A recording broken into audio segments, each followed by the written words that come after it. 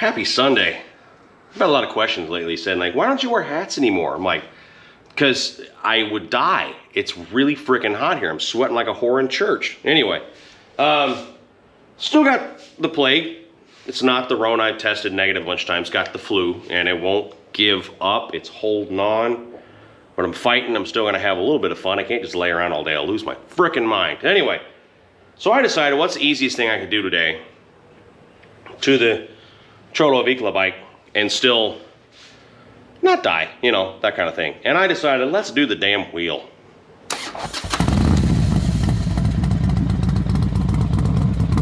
Went ahead and took a 10-minute cough break there. That was good. Not coffee break, an actual cough break.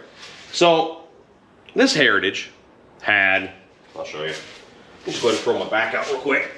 This 16-inch Stalker spoke wheel, and of course we put the sort of Vogue, not really a Vogue because a Vogue would have a gold stripe, but Vogue Harley routed out those tires, you know, the really expensive ones you have to wait forever to get from the damn factory. Put those on about a year ago because those are wore out, and they look nice, but I don't know where the hell I'm going with this. The new wheel is a 21-inch Mototex, which I showed you in an earlier video, but if not, then I'll go bing, and I'll put a picture of it right up here. And that's the wheel that I've already put on because brain's a little muddy and cloudy. We've all done a wheel, but I'll walk you through kind of pointing out, you know, the process. But here, let's do a grand reveal of the Heritage Cholo Vicla bike with its new 21-inch front foot. So a lot of you said like, where did you find the tire? I'm like, I don't know, part of the package. So Mototex is a company out of Compton, California. So I'm gonna go ahead and say that Dr. Dre made my wheel. And what that works is, how that works is you order it, they sell them on eBay, they sell them, I bought mine through Amazon. Well, there's just a small shop that builds in California to order. So I place the order, pay for it. They then assemble the wheel, tire it and whatnot. They put a Shinko 21-inch, you know, white stripe. I think you can get this tire on, it's the 777, something like that. On J&P, I think sells the tire. So if you're looking for a 21-inch by 3.5-inch white wall, Shinko, J&P cycles. But here you go, 1, 2, 3, pow. I'm turned on. I mean, that's freaking sexy right there. And keep in mind, the bike is filthy. It's even missing the trim piece back there. That one of the mounts broke and I pulled it off and I got a new one waiting at the dealer. It's missing that. It's dirty as hell. The forks are shot. Like I've already said I'm going to put chrome forks in this thing. And there's a shop here called Choppers Shop in West Palm that's going to do a swap for me with some like show chrome quality. Probably just going to have them put them on because why not? I don't know, you know, I'm on the mend here. I might do that pretty soon. But didn't realize until I'm up close and personal with the forks how bad they are. Let me show you. Look at that. I mean, the clear is just coming off. And we all know that happens, but I didn't realize how bad it got. This bike's been sitting for a couple years, not ridden. And how that happens, if you don't know, is it happens naturally, but bug guts are highly acidic. And if you don't clean the bugs off your forks, they just start eating the clear coat. So that's actually aluminum that's been clear coated.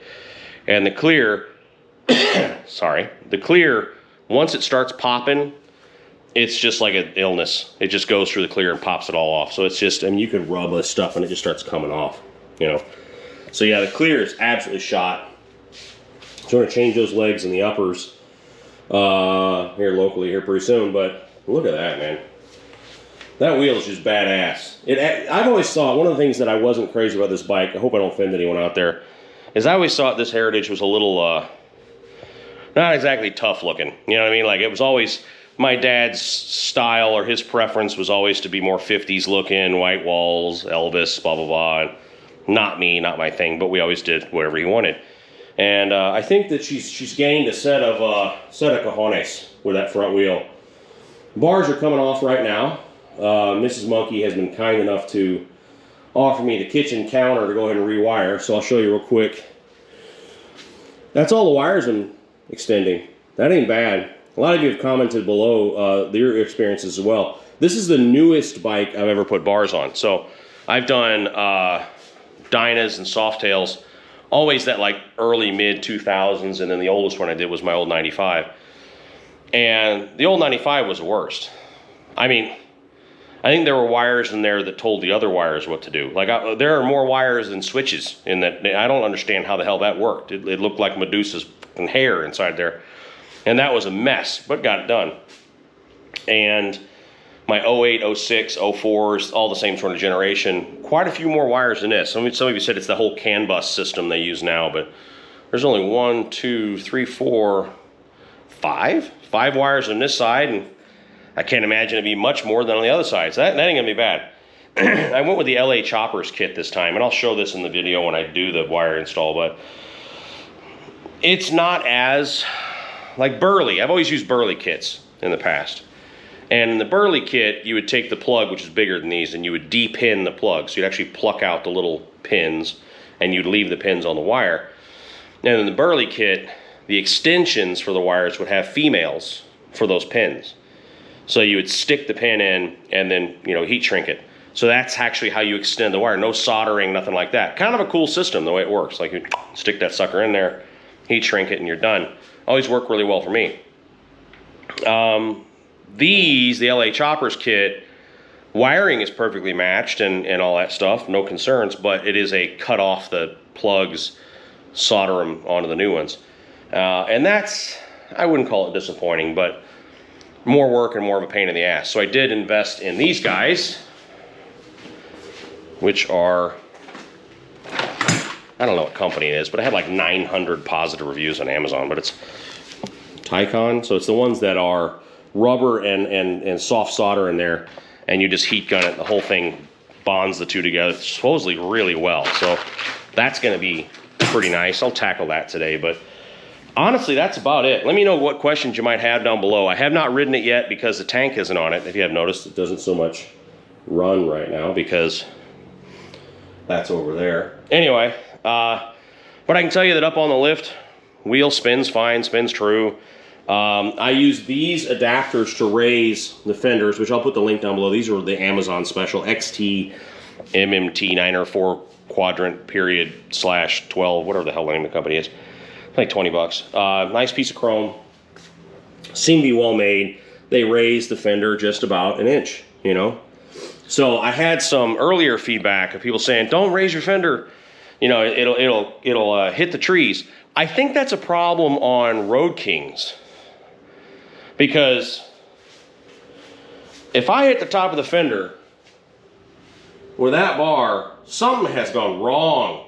You know what I mean? Like there ain't that much travel in them forks. So I'm thinking these dudes had Road Kings, and maybe the tree is lower on the fork, and maybe that's what it is. But I raised the fender the 1 inch using the brackets. I'm not worried about it. Someone else said you can also just route out the fender hole a bit, rotate her up, and that'll give you just enough clearance, and it'll actually hug the wheel real nice. But she's hugging the wheel right now. So I'm not a fan of doing that. Again, you do you, man. But I'm not a fan of doing that because the goal with building out this bike and Cholo / Viclaing it was to leave it to where it could be converted back, because this bike I've had since new, which is not a real long time, but bought it for my dad, tons of sentimental value. I'm never selling this motorcycle ever. It will be handed down to the generations, and then maybe someone a couple generations from now gets in a financial spot and they need to sell it. That's fine, and they can do that to save the family in the future or whatever. But for right now, this is staying in my possession as long as I'm alive. So I just don't want to modify. I don't want to route out any holes. I don't want to do any permanent modifications to the body.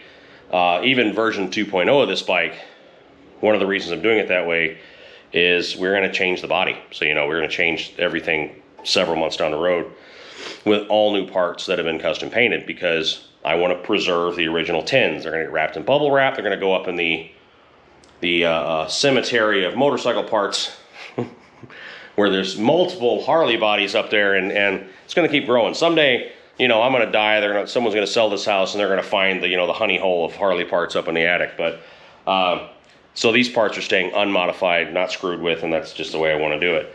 So she is a mess. I mean, I feel embarrassed.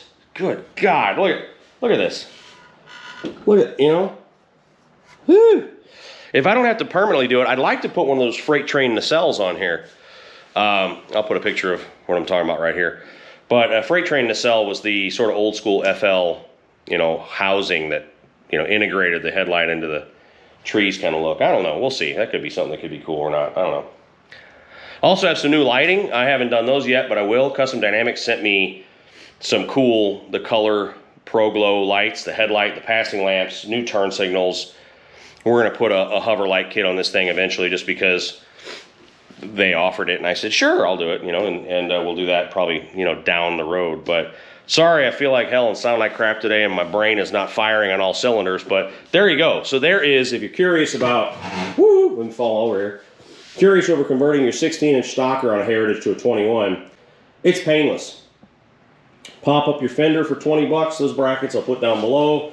That wheel, Jesus Christ. That wheel was right around 900. I'll put a link to that too. I don't know, something like that. And included the wheel, the tire, the rotor, and the bolts. So if you saw the earlier video where I said, where's the rotor and bolts? Comes in a separate package. So I said that on the video, like, I'll have to contact them, they forgot. 20 minutes after I said that on video, FedEx showed up with the friggin' box with the rotor and bolts. Hilarious. But yeah, so I mean, you got everything you need here.